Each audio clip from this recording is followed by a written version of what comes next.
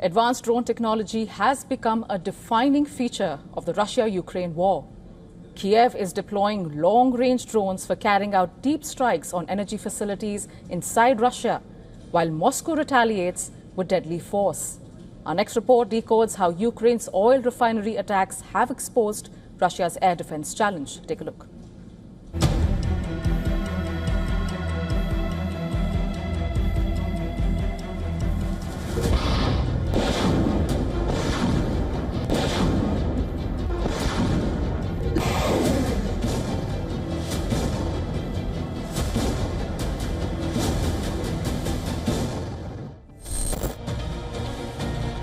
Thick black smoke, towering flames, and the fear of toxic leak engulfs Russia.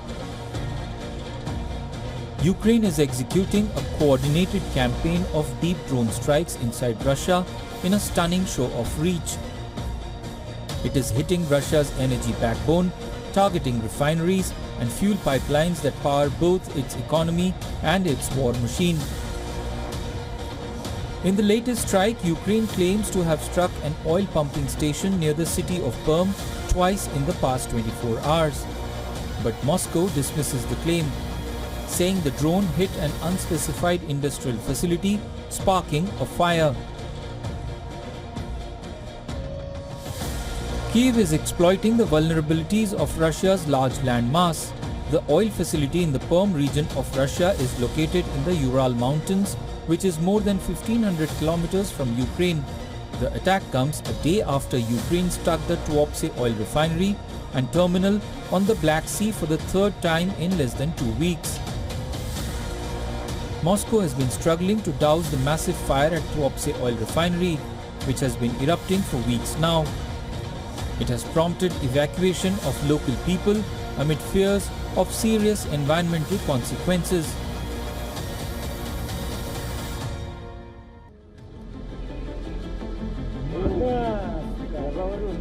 Russia is hitting back harder. It has carried out fresh airstrikes in Dnipro and Odessa. Ukraine claims the Russian strikes have caused the worst damage in the central Primorsk district, where high-rise and 5-story residential buildings are hit. Moscow maintains that it doesn't strike civilians and civilian-related infrastructure. With the fighting raging on, Moscow prepares to celebrate Victory Day next week. Putin has proposed a pause in fighting on this day during a call with US counterpart Donald Trump on Wednesday night. But I had a long talk with President Putin. I suggested a little bit of a ceasefire, and I think he might do that. I asked him about, even if it's a little ceasefire, there's so many people being killed, it's so ridiculous. But Zelensky doesn't appear to be convinced. He has been pushing for a long-term ceasefire instead of a temporary pause. For Ukrainians who have been battling Russian firestorm on a daily basis are skeptical of Putin's any move. Of course, I think Ukrainians, for their part, do not trust these statements. At the very least, it might work in certain areas, Kyiv, for example. But as for the front line in general and the entire country, we no longer trust them. I personally do not trust Putin's statements. Any ceasefire is always good. If it can be stopped for one day, that means it could be stopped for a longer term. If it's possible, then it's achievable. The question is, who will comply with it and how? That's all I want to say. Ukraine's strategy is clear. Take the fight deep into Russian territory, hit critical infrastructure, and stretch Moscow's defenses thin. But with Russia continuing its deadly strikes on Ukrainian civilians, hopes for even a temporary truce remain fragile at best. Bureau Report, WION World is One.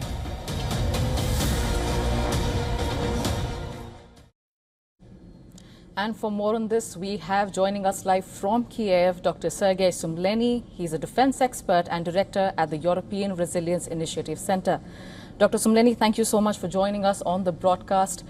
My first question to you, we're well into the 5th year of the Russia-Ukraine war, but in the past few days, we've seen Ukraine's capability in attacks really increase and intensify. Where do you think this is headed now? Oh, thank you for having invited me. It's a great pleasure to be a guest every time. Well, Ukraine clearly demonstrates its ability to strike Russia hard.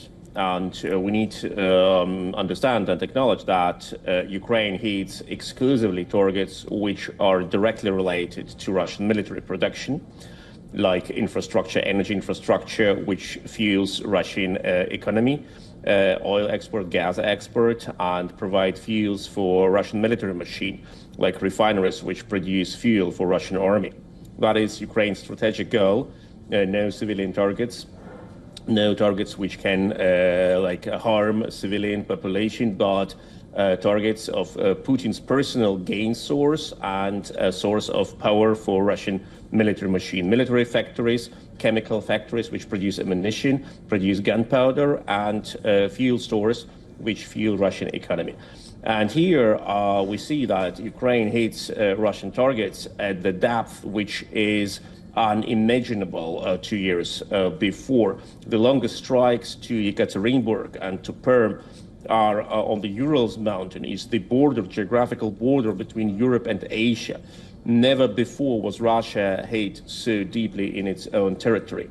And the last thing which is also needs to be understood, Vladimir Putin personally asked President Donald Trump to lobby a ceasefire agreement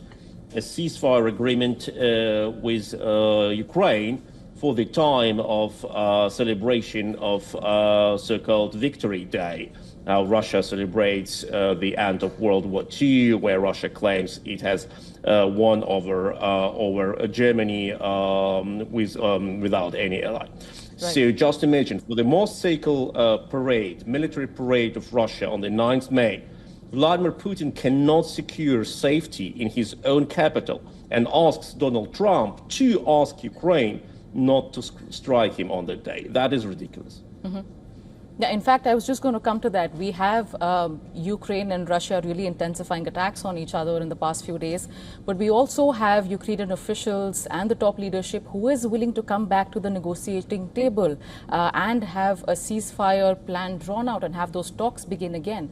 But having said that, you mentioned about President Putin reaching out to his American counterpart. How much of a role do you think Donald Trump can really play here in terms of really achieving the ceasefire? Do you think this is something that he can do successfully? Well, I can imagine that Ukraine would say, okay, we will not strike Moscow on that parade day. It's exactly like Ukraine said, we will not strike them on that day 1 year ago, because Chinese leader Xi has been there, etc. But it's just a goodwill gesture. I remind you that the Easter ceasefire 2 weeks ago, the most sacred holiday of the Christians, Easter, Russia has violated Easter ceasefire over 10,000 times. Over 10,000 times, Easter ceasefire has been violated by Russia.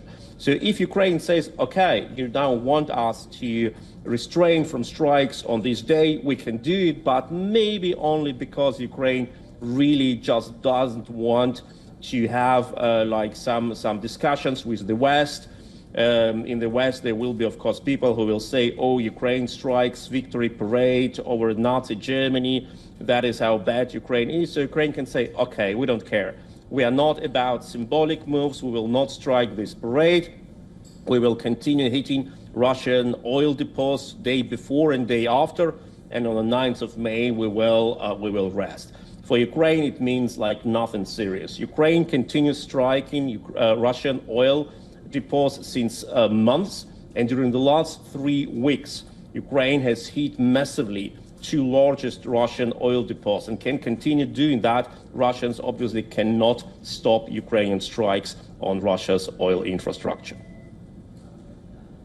Dr. Somleni, very quickly before I let you go, because the war will at some point have to reach its end, what do you think are the top things that Ukraine would want to put out as its major negotiating points or non-negotiables for the country? Very quickly.